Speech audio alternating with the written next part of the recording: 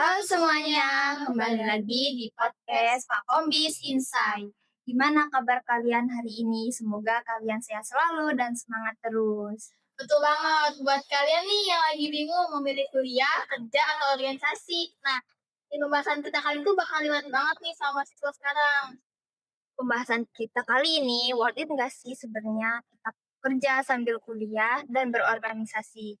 Kalau kalian pengen kerja dan berorganisasi tapi takut nilainya turun dan kalian pengen kerja dan pengen organisasi juga tapi takut bentrok sama jadwalnya. Nah, episode kali ini kalian cocok banget biar bisa belajar sampai habis.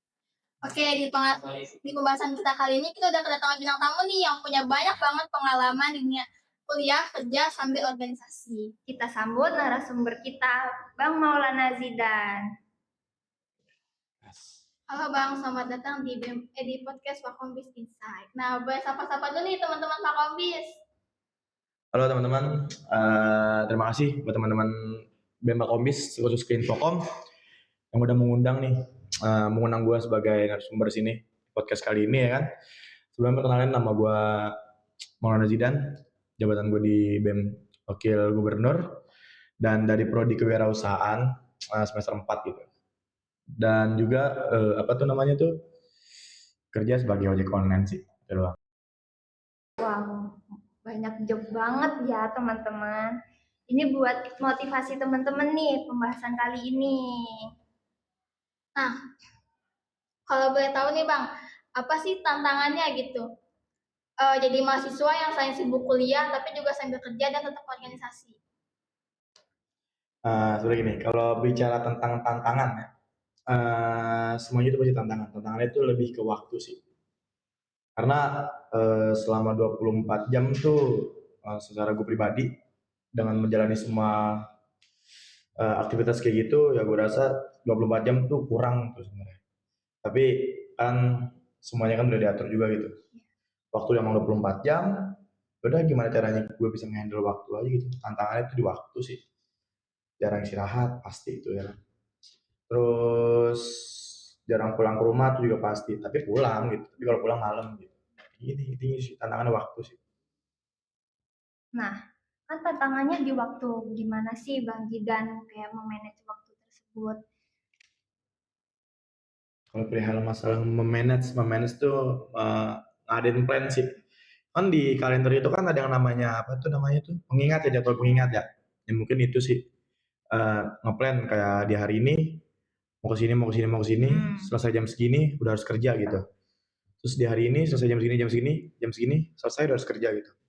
Baik lagi gitu. Tapi kalau teman-teman yang ngajak dadakan atau segala macam ya, sorry to say gitu, nggak bisa gitu ya. Nah kan jadwalnya Bang Jidan ini kan padat banget nih ya kan, terus pasti kayak ngerasa capek gitu kan. Nah gimana sih nih caranya Bang Jidan gitu tetap menjaga stamina atau kayak kesehatannya gitu di sela-sela kegiatan yang padat itu? Berbicara capek, buat teman-teman semuanya maksudnya gini aja deh. Kalau kita berbicara tentang capek, di dunia ini tempat emang capek kan sih. Betul. Di dunia itu tempatnya capek, di dunia itu tempatnya ya kita bersenja gurau lah. Ya kan, bersenja gurau. Kalau capek gitu. Tapi kan gimana cara kita membagi waktu dan istirahat aja gitu.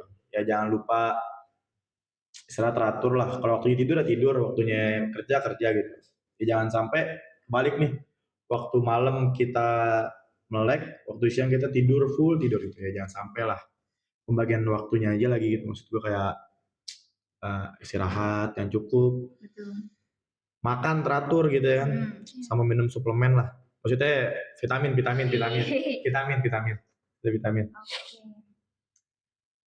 Terus ada tips nggak buat teman-teman yang mau join organisasi untuk yang mahasiswa baru gitu? Tips join organisasi gitu. Jadi gini deh. Perihal masalah kita kuliah itu kan salah satu privilege ya. Iya. Banyak di luar sana gitu banyak yang nggak bisa kuliah karena keterbatasan ekonomi mungkin apapun itulah. Tapi kita pun kuliah tuh privilege gitu. Apalagi sampai kita masuk ke organisasi gitu. Ya reminder juga buat teman-teman juga di sini bahwasana kuliah tuh bukan cuman buat ngejar akumulasi nilai gitu. Tapi gimana caranya kita ngambil kesempatan di kuliah, bisa dapat privilege, terus juga kita bisa dapat privilege tambahan itu di organisasi gitu ya kan. Terus nanti kan setelah kita kerja pun ijazah itu kan nggak jaminan ya. Iya. Ijazah itu nggak jaminan. IPK itu nggak jaminan bahwasana lu tuh bisa berpikir gitu.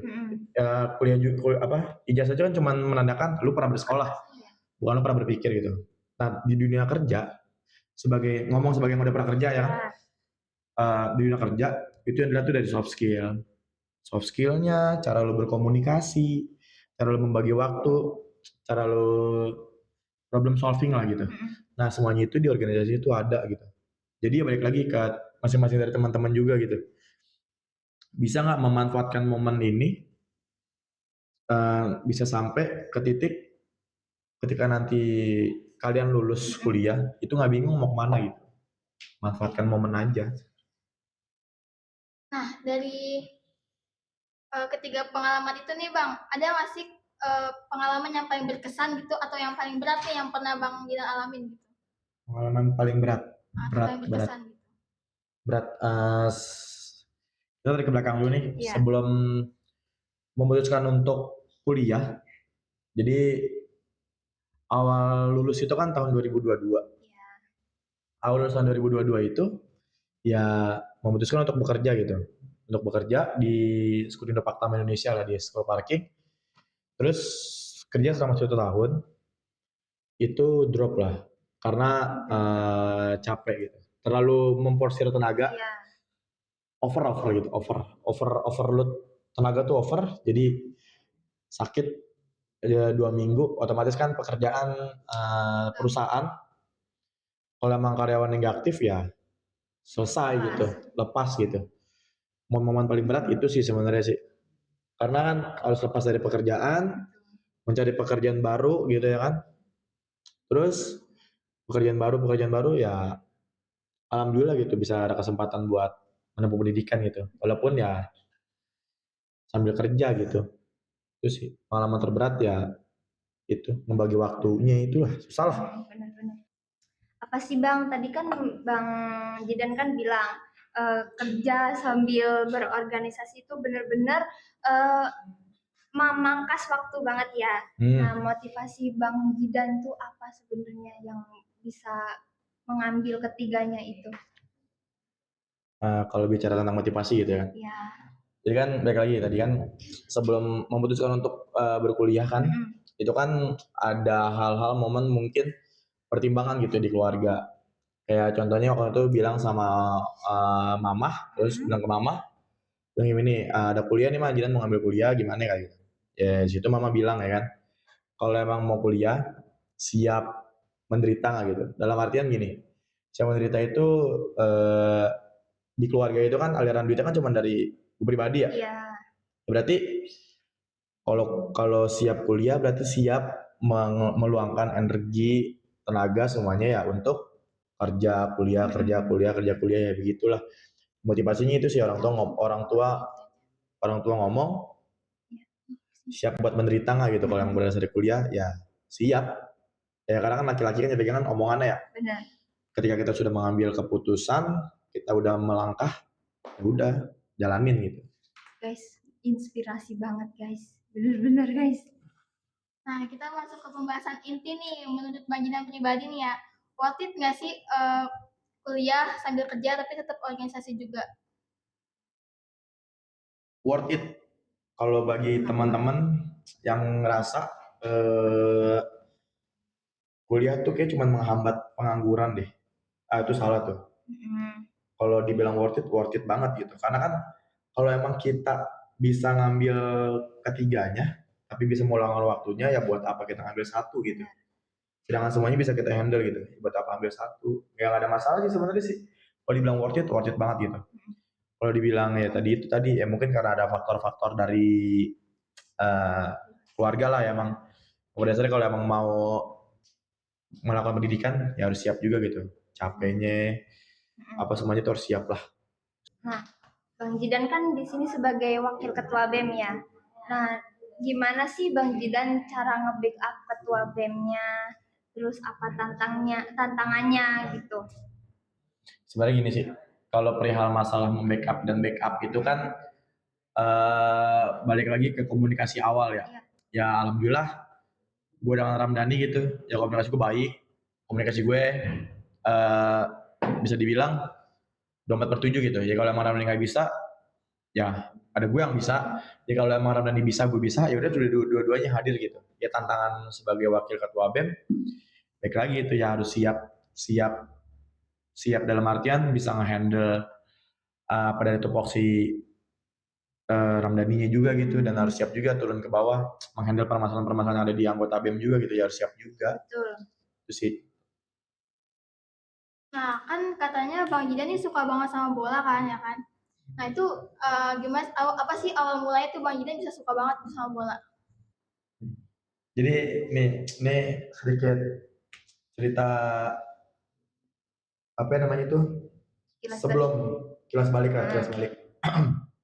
Jadi sebelum suka banget nih sama yang namanya bola itu, dulu itu waktu zaman SMP, eh, namanya kita lagi mencari jati diri kan ya, dari SD ke SMP.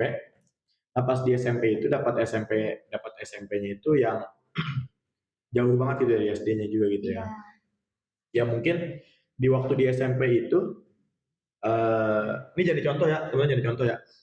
Cuman jadi contoh, buat saya jadi contoh ya, madol gitu. Madol itu dalam artian bolos. Iya. Bolos sekolah, jadi cuman berangkat doang dari rumah, terus nyampe sekolah, nyampe gerbang, ya udah muter balik gitu. Main warnet, Oh. main PB kan, dia masih zaman PB tuh, main PB, main warnet, main itulah pokoknya lah. Nah singkat cerita, setelah 17 hari bolos sekolah, disamperin sama guru dan orang tua, itu ketahuan di warnet, lagi main warnet, cerita kayak begitu. Terus orang tua mergokin, dan orang tua tuh berpikir gitu, gimana caranya nih kenakalan-kenakalan kayak begini nih bisa kehandle, bisa selesai gitu. Ya udah, ditanyain maunya apa, ya mungkin ya udah akhirnya Bola. di sekolah bola gitu. Ya dengan motivasi orang tua, kenapa pada dasar di sekolahin bola, ya biar selesai sekolah, istirahat, pulang, nanti jam 4 sore latihan, balik maghrib capek dan tidur gitu. Jadi nggak ada waktu sempat buat main-main, nongkrong-nongkrong nggak jelas. Itu sih. Jadi Awal sampai banget. sekarang nih Sampai sukanya. sekarang. Suka banget. Terus kemarin nih gimana yang nonton bola di USM ini? Yang kemarin tuh. Iya. Tuh gimana ya? Tuh sedih tuh. Argentina soalnya kalah gitu. Karena soalnya Argentina kalah kan, jadi ya sedih juga gitu. Jadi nggak ada semangat di kita. Oh ya, boleh diceritain nggak nih Bang, gimana caranya Bang Jidan bisa sampai ngedapetin piala ini nih? Gimana tuh Bang? Nah, historinya gitu. Iya. Ceritanya lah ya. Buat dapetin piala ini kan, sih bilang nggak gampang lah gitu. Ya, sih kemarin cuma jadi turnamen di suatu turnamen, bisa dibilang mini soccer lah. Yang nggak tahu lah tuh datang dari mana, dan anugerah HP lah yang Tuhan kasih kan. Ya bisa dapetin ini, ya udah main, doa, selalu libatkan Tuhan dalam setiap kegiatan, libatkan Tuhan, jangan ngerasa lu bisa sendiri, tapi baik lagi libatin Tuhan dalam segala hal, pasti Tuhan bakal kasih. Betul. apa yang lu mau dan apa yang lu inginkan gitu ya kan. Mungkin tadi historinya itu salah satunya waktu itu ikut tim kantor orang, jadi ceritanya jadi pemain gelap lah gitu, tim orang. Jadi terus singkat cerita main seharian, ya itu akhirnya walaupun tim kalah di final ya dan juara 2 ya, tapi dapat ini gitu. Yang nggak tahu lah penilaian apa lah, mungkin salah satu anugerah lah gitu, apa yang udah dibentuk dari latihan apa segala macam, ya dapetnya ini. Keren. Balik ke topik ya Bang, dari awal kan Bang Jidan udah kuliah, berorganisasi sambil kerja, ada nggak impact yang Bang Jidan dapat dari kerja, organisasi yang justru itu bisa membangun kuliah Bang Jidan? Bicara impactnya ini ya sebenarnya lebih bisa menghargai waktu sih. Lebih bisa menghargai waktu ya, setiap menit pun sebenarnya berharga gitu. Setiap menit pun ada hal-hal penting gitu di dalam situ ya kan. Terus juga impact terhadap organisasinya, impact terhadap diri sendiri. Orang-orang yang berorganisasi, orang-orang yang benar-benar mengalami peran sebagai mahasiswa, tentunya itu lebih apa sih namanya tuh, lebih ke memaklumkan hal-hal yang tidak seharusnya gitu. Kayak contohnya ya orang melakukan kegiatan apapun yang negatif ya kita cuman kayak bisa bilang oh begini, oh begini, oh begini, kayak memaklumkan segala hal aja gitu. Jadi impact sekarang ke dalam diri gue pribadi ya, pertama ya lebih menghargai waktu, kedua juga bisa belajar jadi disiplin juga ya kan, disiplin, terus bisa uh, problem solving lah gitu. Problem solving sih yang penting sih, itu sih impactnya yang sekarang. Nah, dari Bang Jidan itu ada nggak dampak negatifnya gitu? Dampak negatif. Kira-kira. Dampak negatif. Kalau bicara tentang dampak negatif, itu lebih ke dibilang negatif. Kurang tidur tuh negatif nggak sih sebenarnya? Kurang tidur tuh negatif. Negatif kurang tidur dong ya. Kurang istirahat, kurang tidur kayak. Itu sih dampak negatifnya cuma itu satu. Dampak negatifnya itu kurang tidur, kurang istirahat. Jadi nggak kayak mengganggu apapun gitu ya selain jam tidur gitu. Nah iya, jam tidur itu sih yang paling dampak negatifnya ya, jam tidur sih, kurang jam tidur. Iya, kalau masalah nilai gitu bisa. Nilai ya ada sebagian aman lah itu, alhamdulillah lah. Alhamdulillah. Sorry Bang, sebelumnya kan Bang Jidan tadi menyinggung masalah kalau Bang Jidan itu berperan yang di dalam keluarga gitu kan, masalah finansial. Nah, itu Bang Jidan tuh sebenarnya udah siap mentalnya atau belum sebenarnya? Sebagai manusia biasa ya, sebagai manusia biasa bicara siap mental atau enggak, sebenarnya kurang siap mental gitu. Karena kan harus mendalami peran yang seharusnya tidak didalami gitu ya kan. Kurang siap, cuman kita hidup ini kan, kalau kata Dahlan Iskan itu kan ya semua orang tuh punya jatah gagal gitu. Dan kalau emang kamu mau menghabiskan jatah gagal itu, habiskan di masa muda. Kan? Baik lagi ke dari maksud dari omongan itu, sebenarnya kalau untuk mental kadang siap, kadang enggak gitu. Baik lagi kalau emang mentalnya lagi down, lagi bermasalah, lagi kurang mental gitu, ya mungkin ada beberapa waktu menyendiri. Ya itu sih self care-nya gitu ya, untuk membangkitkan mental. Ya itu tadi berdiam diri, mungkin diam, menyendiri mungkin kan. Terus paling asik itu ya nyetel lagu pakai AirPods di jalan sih sendirian. Itu konkret sih. Tapi pernah nggak kayak ngerasa kalau lagi sedih itu Bang Jidan kan hobi bola nih, itu menyalurkan di situ. Oh itu bener tuh, itu seru tuh. Ya, kalau kita lagi down, lagi apapun itu, ya kalau ada ajakan main bola, ya tetap gas gitu. Ada nggak rasa keraguan Bang Jidan saat masuk organisasi gitu? Terus ada keraguan untuk aku mau nyoba ini gitu. Ada nggak? Kalau bicara tentang keraguan itu setiap orang tuh pasti ada keraguan. Ketika kita memilih satu jalan, kita mau ke kanan ke kiri, itu pasti kita ragu lah gitu. Tapi kan balik lagi, gimana cara kita menyikapinya aja gitu. Menyikapi dalam artian, ya kalau udah pilih jalan A, selesai sampai Z gitu. Jangan udah milih jalan A, ketika sudah sampai E, baru sampai E itu muter balik gitu. Itu kan benar-benar ragu banget lah gitu kan perihal masalah itu. Jadi ya usahakan gitu, ketika ragu, ketika lagi bimbang gitu, ya ingat aja di prinsip, ya buat apa gue mulai ini gitu. Buat apa gue mulai ini gitu ya. Kan semuanya itu kan kita mulai, kita selesaikan Iya, gitu. benar. Nggak boleh setengah-setengah. Nggak boleh. Karena kan sayang banget nggak sih Iya, waktunya? heeh. Teman-teman kuliah 2 tahun, maksudnya baru 1 tahun lah, Iya. baru 2 semester, teman-teman selesai. Sayang kan 1 tahun kebuang. Iya. Bang Jidan pernah ngerasa kayak nyesel gitu nggak sih sama pilihan apa gitu yang udah Bang Jidan pilih gitu? Nyesel. Kalau pilihan nyesel jujur, nyesel itu nggak ada. Tapi usahakan nih setiap penyesalan itu dijadiin tempat buat belajar aja gitu. Dibangun lagi. Dibangun lagi. Jadi misalkan contoh, habis melakukan hal apa, Iya. oh nyesel nih. Nyesel cukup di hati aja. Tapi untuk eh, kita implementasikan atau kita tetap ada di ruang-ruang luar, ya harus tetap berjalan gitu. Iya. Cukup jadi pelajaran aja. Oh, kemarin gue melakukan hal A, ternyata dampak ke gue negatif. Udah jadi lakuin. Oh, gue ngelakuin dampak B, oh dampaknya positif. Ya udah itu yang ngelakuin. Jadi penyesalan nggak ada sih. Tapi penyesalan bisa buat jadi pembelajaran kehidupan lah. Aku penasaran. Jadi Bang Jidan tuh pernah ngerasa kayak pernah ngalamin jadwal kuliah bentrok sama rapat.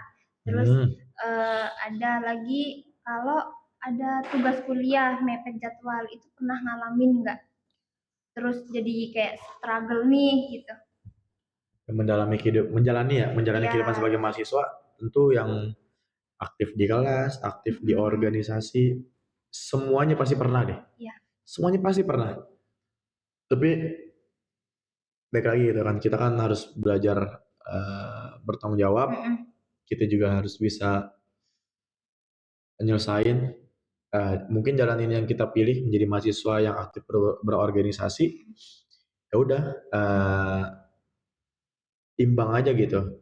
Ya kapan tahu waktu tadi teman-teman lagi kosong, daripada teman-teman kosong, mending teman-teman ngerjain tugas.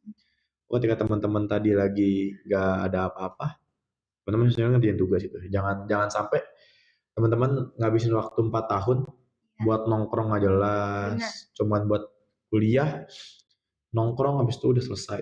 Gitu ya teman-teman, nggak boleh menghabiskan waktu untuk cuma-cuma. Nah kalau misalnya ada nih mahasiswa yang yang mau ngambil keputusannya sama Bang Jidan gitu, ada gak saran buat teman-teman Fakomis nih yang mau ngambil keputusannya sama Bang Jidan? Keputusan yang sama, Kayak kuliah sambil kerja sambil organisasi juga gitu. Saran-saran dari pribadi ya, coba buat, pertama terpenting itu kesehatan mental sih. Ya kita ngambil ketiga peran tersebut ya harus siap, dalam artian mental lah. Kadang kita kerja ketemu orang yang kadang rese, itu mental lagi tuh. Kadang kita di organisasi lagi ngalamin problem yang benar-benar susah banget untuk kita selesaikan, itu problem juga. Itu mental juga. Kadang kita di mata kuliah ngalamin struggle kurang nilai atau apapun, itu mental juga. Baik lagi itu. Jadi kesehatan mental tuh utama lah gitu. Dan yang kedua, ya kalau bisa teman-teman itu dalam menjalani 3 hal tersebut selalu libatkan Tuhan deh. Selalu libatkan Tuhan gitu. Maksudnya ngomong bukan ingin menggurui atau ingin menasihati lah, tapi pernah ada di masa kita nih konyol lah, kayak beranggapan semua ini teratur tanpa campur tangan Tuhan lah gitu. Pernah dalam posisi kita sotoy, gue sotoy gitu. Tapi di dalam situ kita kerja, kita ngajar dunia gitu. Tapi dunia kita nggak dapat. Tapi baik lagi kalau kita ngejarnya ke ibadah gitu, kita taat ibadah, kita libatkan Tuhan dalam segala hal, kita campur tanganin Tuhan dalam segala hal, ya insya Allah semuanya tenang sih. Ketenangan. Ya kita lagi A, tenang dulu, lagi B tenang, lagi C tenang. Ya, intinya itu sih, libatkan Tuhan dalam segala hal. Masya Allah. Nah tadi kan soal ngomongin mental ya gitu. Nah pas awal-awal Bang Jidan nih untuk memulai ketiganya gitu, ada nggak sih hal yang bikin mental Bang Jidan tuh kayak ngedown gitu? Tentu ada gitu, Iya. tentu ada. Mungkin adanya tadi itu mental down itu ya mungkin karena tadi terlalu ngejar dunia gitu, tapi kan nggak dapat gitu. Jadi dapetnya cuma capeknya doang, terus nggak dapat hasil apa-apa, terus ya down pasti, Iya. pasti down. Tapi sekarang ya berbalik gitu. Coba coba ketika kita lagi sibuk-sibuk kerja, coba sempatin waktu 10 menit atau berapa menit untuk mampir ke sholat atau masjid gitu. Ya coba aja sholat, minta minta bantuan gitu. Ya karena kan kita di dunia ini cuma minta bantuan sama Tuhan Iya. juga ya. Gak bisa tuh kita minta bantuan sama eh, gunung kawi Gunung apalah. Kawi. Terus minta bantuan sama dukun lah, atau nggak bisa tuh. Jangan percaya lah, jadi gituan lah. Iya.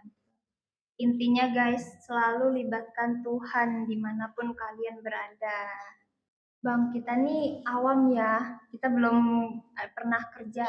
Ada momen yang lucu nggak di kerjaan, kayak kesel atau apa? Pokoknya lelucon gitulah. Kalau perihal momen lucu lah ya, Mm-mm. momen lucu itu kan kayak eh seringnya sih sekarang sih semenjak menjadi ojol gitu. Iya. Kan jadi jalan gitu ya. Mm-mm. Momen lucu itu sering ada gitu. Jadi waktu itu pernah ada momen gitu, Iya. dapat customer cowok dari olok-olokan orang-orang timur lah gitu, dari perolokan atau itu badan orang-orang timur gitu. Tapi ketika dia di motor, jadi kita lagi fokus bawa, gue lagi fokus bawa motor, tapi apa tuh tangan itu cowok tapi meluk gitu, Oh. atau cowok tapi meluk. Pertama dia megang bagian paha Mm-mm. dulu ya kan, tapi terus ke dua nih merembet ke depan lagi, Mm-mm. terus ketiga nih jalan lagi gitu. Agak serem. Terus ya kita sebagai laki-laki normal ya, sebagai laki-laki normal ya spontan untuk ngikut lah, kayak wait bang munduran bang jangan gitu ya kan. Ini ya bang munduran lah, nggak enak ngeliat orang kan, karena perolokan itu kan orang-orang hitam yang dimana kita ngeliat galak nih orangnya. Mm-mm. Dia kan boti lah, Hello Kitty. malah jadi boti lah, apa dipeluk gitu, wah nggak beres ya. Tapi kalau cewek nggak apa-apa bang, Ya enggak juga lah, udah ada hati yang dijaga. ya enggak juga lah. Kita ini kan laki-laki mahal lah, Mantap, mantap Bang Jidan. Tadi kan hal lucunya udah nih gitu ya kan. Terus ada nggak sih hal-hal yang menjengkelkan gitu? Meninggalkan tuh nyebelin lah ya. Iya.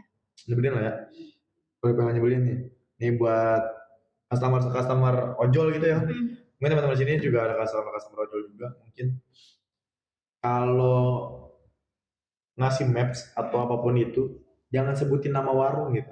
Jangan sebutin, contohnya lah, lagi nyari titik. Terus customer ini ngomong kayak begini. Bang, kita di rumah RT ini. Misalnya kita kan kagak tahu ya. Nggak tahu. Kita kagak tahu nih RT siapa. Kita kagak tahu ya. Kita kan bukan anak daerah situ, maksud gua. Ya, kalau ngasih titik yang jelas lah gitu. Jangan sampai ngasih titiknya yang menyusahkan orang lain lah gitu loh. Itu sih jengkel sih sumpah. Kadang nyebelin sih. Terus kadang kalau dapat customer nih mesennya motor yang naik 3 orang. Kalau kan konyol tuh. Iya. Kan konyol tuh. Bawa anak 2 ya kan. Wah itu konyol tuh gitu. Itu sih hal yang bikin kesel lah ya.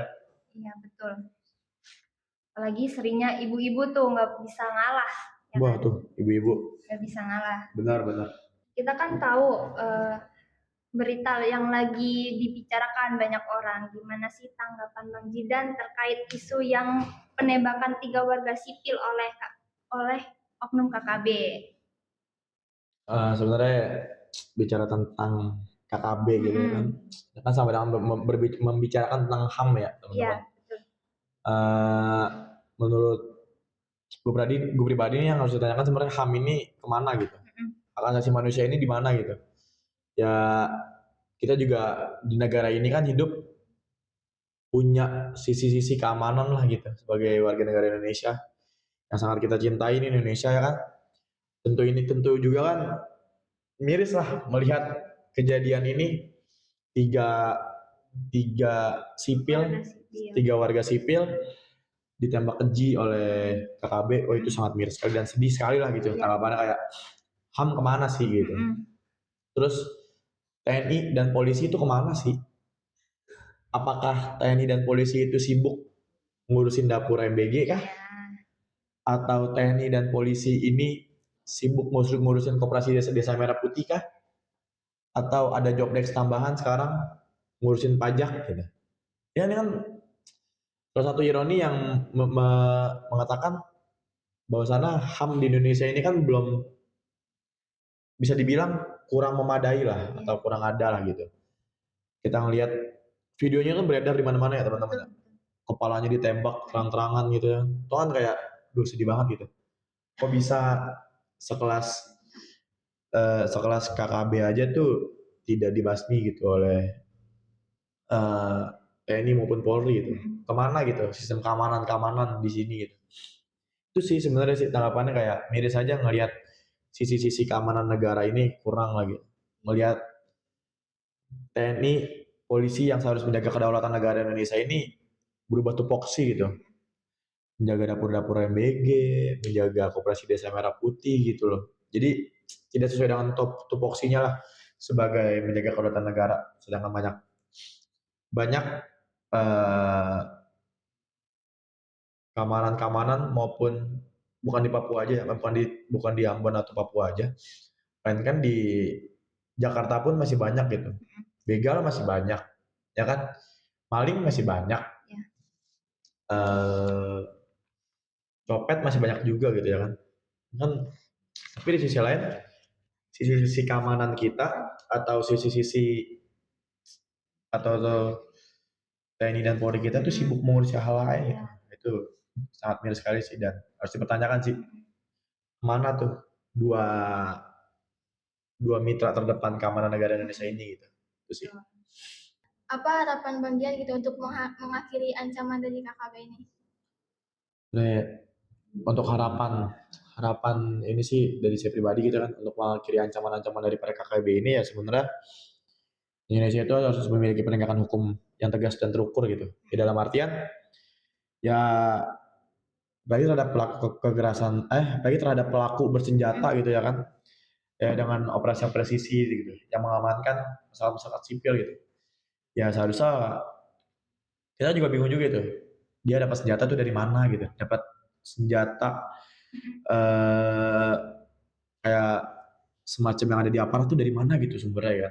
Maksudnya cukup aneh juga gitu ya kan. Itu dapatnya dari mana tuh sebenarnya sih harapannya juga TNI dan Polri itu harus bisa bersinergi sih. Turun langsung untuk melindungi masyarakat sipil gitu. Ya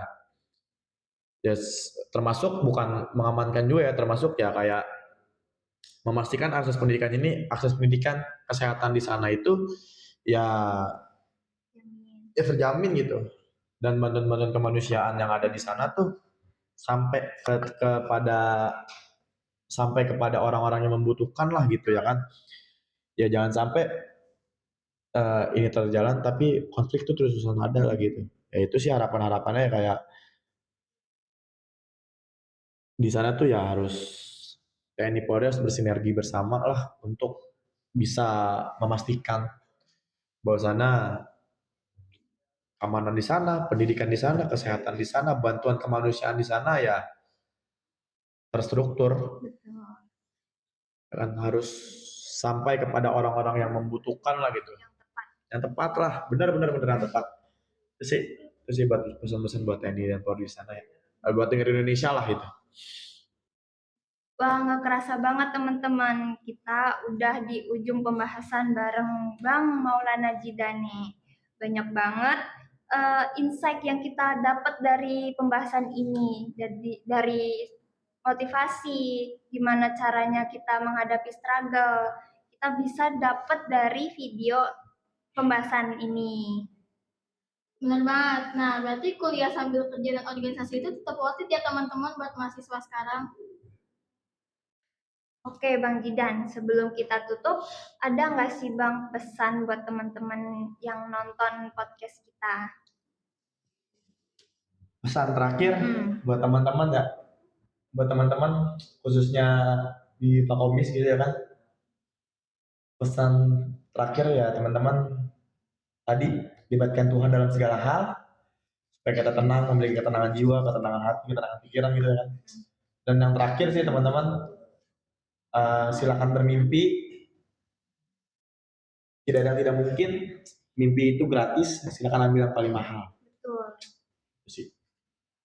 Ingat ya teman-teman, libatkan Tuhan dimanapun kita berada. Ingat pesan Bang Jidan. Oke, makasih banyak nih ya buat Bang Jidan yang udah meluangkan waktunya buat hadir di Fakomis Insight ini.